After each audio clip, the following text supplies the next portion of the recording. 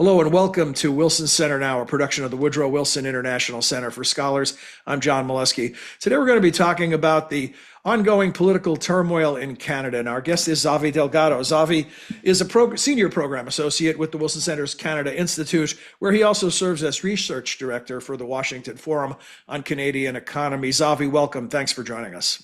Thanks for having me, John. Great to be back. So Xavier, let's rewind the clock and go back to when did the downward spiral for Prime Minister Trudeau begin?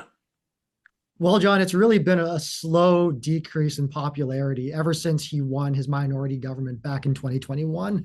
Now, if you'll remember, his first minority mandate was delivered in 2019 after he won a majority government in 2015. And then he tried to pull a quick one and called a snap election post-pandemic when he felt like liberal support was higher. Now, he didn't win very many more seats. I think maybe one or two seats changed hands between 2019 and 2021. And then the Conservatives started to gain support. Trudeau's popularity started to decline, at first steadily and slowly, but then more progressively as pandemic recovery dragged on. Economic results weren't delivered to the level that Canadians were hoping for.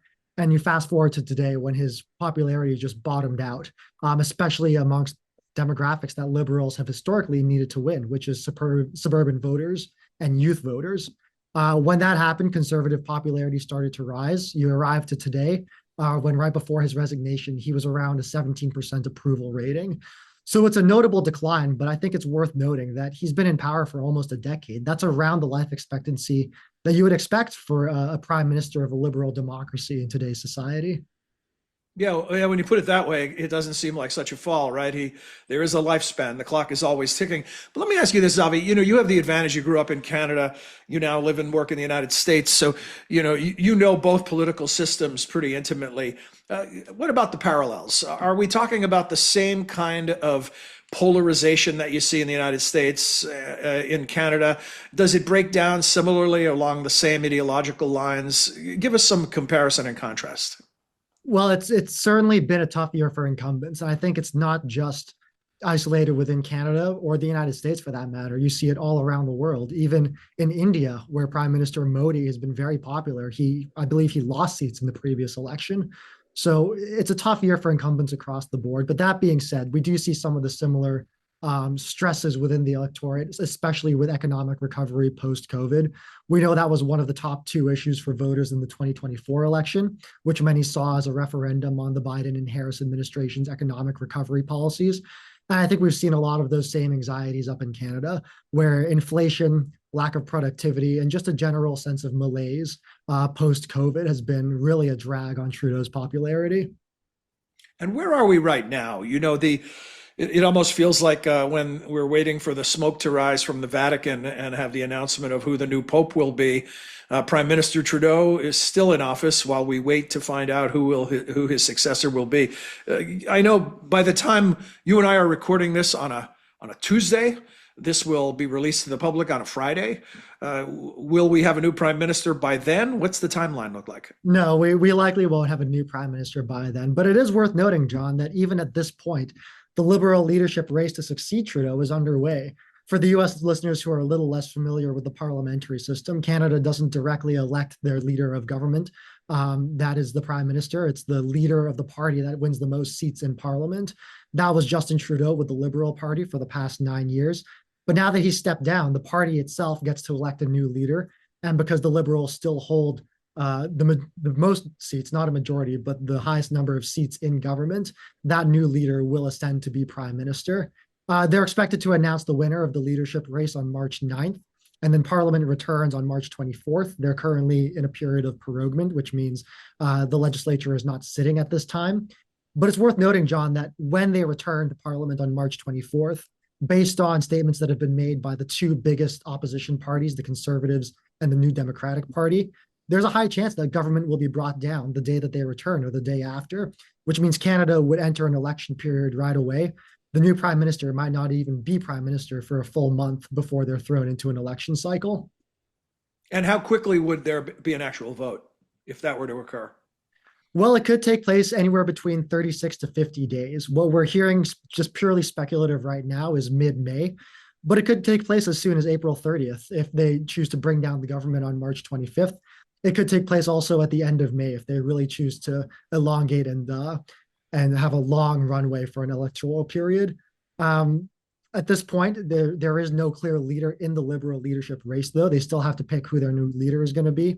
The top two candidates right now are Mark Carney and Chrystia Freeland, just purely based off of the amount of endorsements that they've gotten from sitting MPs. But there's still a long runway to go, and this race could shake up in the coming weeks. They're currently rolling out their policy platforms. They're going on the media, trying to gain voter support. And I expect it's going to be a very tight race between the two top candidates, and then a very tight race between the parties when the writ eventually drops in March.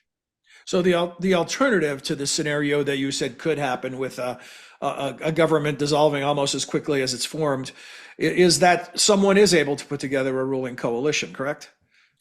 It could well happen. Now that's what's happened for the past few years. The Liberals and the NDP had a ruling, not a coalition, but a supply and confidence agreement, where the NDP, the New Democratic Party, which sits politically to the left of Trudeau's Liberals, promised to vote in confidence of the government, which meant basically guaranteed that as long as the agreement was in place, the Conservatives and other opposition parties didn't have the votes to bring down the government. It gave the Trudeau government a bit more of a guaranteed runway to continue legislating and leading on policy. That was torn up towards the end of last year, just as anxieties around the economy continued to grow and drag down popularity for both the NDP and the Liberals. So the NDP has come out and said they're going to vote against the government at the earliest possible opportunity. But there is a possibility that they double back on that, especially as anxieties continue to grow around the Canada-US relationship and worries about what the new Trump administration is going to do by way of tariffs and trade policy. So, given all that, and it sounds like what you're saying, and I don't want to put words in your mouth, and we're not in the business of predictions, but right now the likelihood is the first thing we talked about, that you'll have a new prime minister and a new government, and then within 30 to 50 days, roughly, you'll have new elections. What are the implications of all of this for policy and for ongoing governance? Well, there's huge implications of it. I'll start with just the Canada-US relationship because it is Canada's most important bilateral relationship. It's the largest, it's the United States' largest trade partner if you count services and goods. And the reality is that if we do consider, which I think is conventional wisdom in Washington, the fact that the first 100 days of a president's term are the most effective and important because of what they prioritize and the momentum that they carry in post-inauguration, Canada is not going to have a government with a real mandate for the first 100 days. If you take January 20th, which was yesterday at the time of recording, all the way to the soonest possible time that they could have an election, which would be, I believe, April 30th at this point, that's exactly 100 days of President Trump's term, 60 days of which they're going to have a lame duck prime minister who said that he's already going to step down once a new leader is elected. And the remaining 40-ish days, they're going to be in an election cycle. It makes it really difficult for the Canadian side to navigate these tricky waters, especially with an administration that's already skeptical of the value that the United States is getting out of its trade relationship with Canada. And then if you look at the more global scale, John, it's worth noting Canada is also hosting the G7 this year. They're going to host it in Kananaskis, Alberta in June or July. But because we're having a new prime minister come in who will assemble a new cabinet, we'll have an opportunity to set that G7 agenda and then be thrown straight into an election. It's not clear, A, who's going to decide what the agenda priorities are going to be, if it's the Trudeau government, his successor, or whoever wins in the next election, assuming it happens this spring. It's unclear who's going to be attending the ministerials. For a country that's hosting something as important as the G7, which Canada really does value as a global multilateral player, it's a bit of a hindrance that they're so disorganized on their side just by virtue of domestic politics. Wow.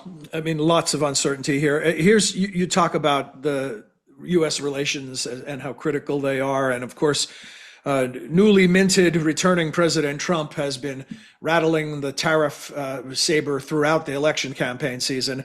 And here's what Chrystia Freeland, one of those frontrunners potentially for the PM job, she had to say about this. She said a 25% tariff on Canadian exports is an existential threat to the country. She went on to say about President Trump, he wants to steal our jobs and drive away investment. He's spoken clearly and repeatedly about making our Canada the 51st state, and he's threatened to use economic coercion to do so. We do have to stop him, and we will. Is this, it's pretty pointed rhetoric. Is this campaign rhetoric, or is this a widely held belief among many in Canada? It's complicated, John. I think it's a little bit of both. You're right to point out that Chrystia Freeland is campaigning right now, and campaigning as somebody who can protect Canadians from the threat of the United States. It's a good position for her to be in, especially because she was the trade negotiator during the USMCA negotiations, where she developed a reputation for playing hardball with the American side. So it plays to her strengths to cast the US-Canada relationship in that light. Whereas if you look on the other side of things, there's still an enormous amount of cooperation that can happen between Canada and the United States. The Premier Danielle Smith of Alberta has been down here in Washington. She was here to attend the inauguration. I think she ended up watching from the embassy's watch party and meeting with some officials on the sidelines, has pointed to the similarities and the parallels between Alberta's strategy of energy dominance and the Trump administration strategy of drill, baby, drill. So there's a lot of synergies that can happen between them at the energy level. And then Doug Ford, Premier of Ontario, has also been playing hardball with the Americans, saying that they're willing to have energy export controls, that they're willing to nix American liquor from Canadian shelves. But he's also offered to say that Ontario and Canada at large can be great partners in building a fortress Canada, America, and North America when talking about competing with China and trying to keep Chinese investments out of North American supply chains. So it's a little bit of good cop, bad cop on both sides, depending on whether you're campaigning, whether your province is well positioned to have a good relationship with the United States' new doctrines, and whether you're sort of in the middle ground like Ontario is.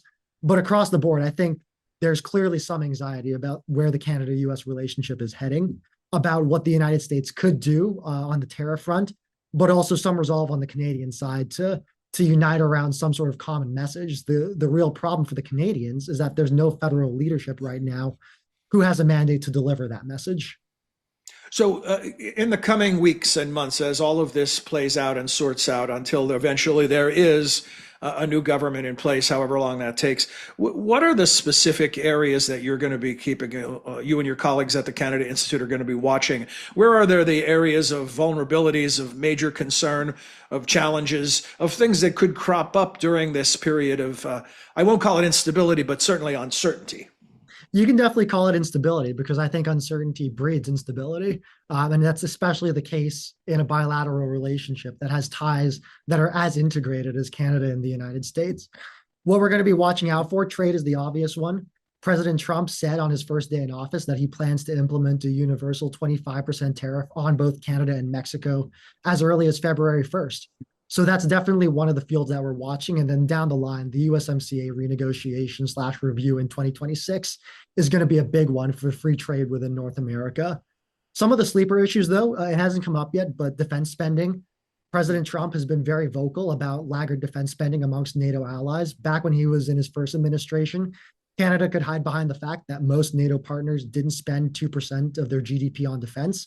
Now it's a much thinner club, and Canada stands out as one that doesn't even spend, I think, 1.5% at this point, has no plan to reach 2% by the end of the decade, and is a really important founding member of NATO, as well as a continental security partner to the United States. So expect that issue to rise up. And I'd also flag border security.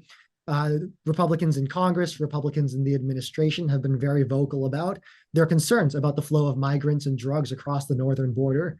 Canada's just announced that they're spending over $1 billion on investments that are going to try and secure the northern border, including the purchase of Black Hawk helicopters from the United States. But Trump's comments yesterday indicate that the administration still isn't happy with the level of commitment they're seeing from Canada. So I'd expect this to continue to be a hot button issue that can continue to flash up in the coming months. Well, we certainly have a lot to follow, but thank you for what was a terrific briefing today, Xavier. I'm looking at my outline. I think the only thing I didn't get to ask you about is whether the Canucks would trade JT Miller to the Rangers. That would be self-indulgent of us to talk hockey in a public forum like this. John, I know you're a Rangers fan. Keep your hands off Miller. He's a good locker room guy. And just wait, he's going to be hoisting the cup in Vancouver in the next 3 years. Now, there's a prediction. Xavier, of course, speaks for himself and not the Canada Institute when picking Stanley Cup winners. Xavier, thank you very much. Appreciate your time. Thank you, John. Really appreciate it. Our guest has been Xavier Delgado. We hope you enjoyed this edition of Wilson Center Now. And if you want to keep informed on Canada and other matters, visit wilsoncenter.org and check out the Canada Institute. Xavier and his colleagues do wonderful work, and you'll be smarter from their efforts. Thanks for joining us. Hope you enjoyed it, and you'll join us again soon. Until then, for all of us at the Center, I'm John Molesky. Thanks for your time and interest.